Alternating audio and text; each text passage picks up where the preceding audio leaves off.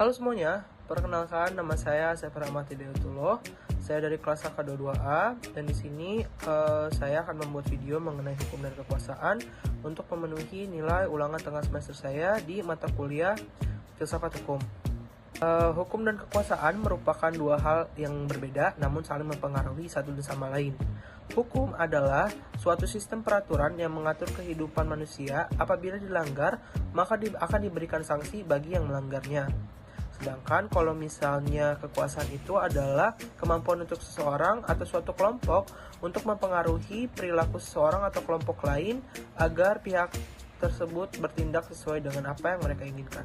Selanjutnya, hukum juga menjadi salah satu instrumen yang dibentuk oleh para penguasa atau mereka yang telah mendapatkan legitimasinya dari kontrak sosial untuk mengatur perilaku individu maupun kelompok dan menjaga ketertiban. Maka dari itu, suatu kekuasaan menjadi penting untuk menegakkan hukum. Namun, pada implementasiannya, seseorang yang telah mendapatkan kekuasaan atau penguasa itu harus dibatasi, dikarenakan takut adanya suatu abuse of power. Salah satu filsuf yaitu Thomas Hobbes cenderung mengatakan mementingkan kekuasaan yang kuat untuk mencegah suatu kekacauan atau hukum yang tidak berguna untuk masyarakat besar. Jadi pada intinya menurut Thomas Hobbes kekuasaan itu lebih penting daripada hukum yang berlaku. Tapi menurut filsuf John Locke dan juga Jean-Jacques Rousseau menekankan atas batasan kekuasaan untuk melindungi kebebasan individu untuk berekspresi ataupun mengutarakan suaranya. Dalam perspektif filsafat, hukum dan kekuasaan memang memiliki hubungan yang sangat erat dan saling mendukung, tapi juga saling membatasi.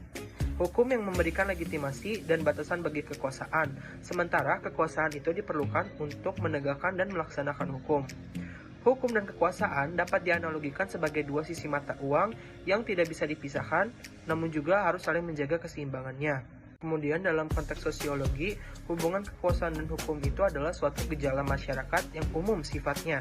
Gejala ini selalu timbul, namun yang lebih perlu digarisbawahi adalah sosiologi selalu memandang netral dari kekuasaan maupun hukum tersebut. Jadi gejala ini dipandang netral dalam arti tidak menilai suatu gejala itu baik ataupun buruk. Yang pasti, gejala itu ada dan hidup dan timbul di dalam masyarakat. Selanjutnya, menurut pandangan yuridis, yaitu salah satu filsuf Hans Kelsen, menekankan pentingnya pemisahan kekuasaan dalam sistem hukum, dengan tujuan untuk mencegah penyalahgunaan kekuasaan dan memastikan keadilan. Pemisahan kekuasaan juga membantu menjaga stabilitas dan keseimbangan dalam sistem hukum. Baik, sekian atas pengertian hak dan kekuasaan. Tapi salah satu pertanyaan yang sangat vital mempelajari filsafat hukum ini adalah apakah hukum lebih tinggi dibandingkan kekuasaan atau sebaliknya? Menurut pandangan saya, kekuasaan akan lebih tinggi daripada hukum karena bila tidak ada kekuasaan maka tidak ada hukum. Dan sekian dari saya. Terima kasih banyak. Sampai jumpa lagi.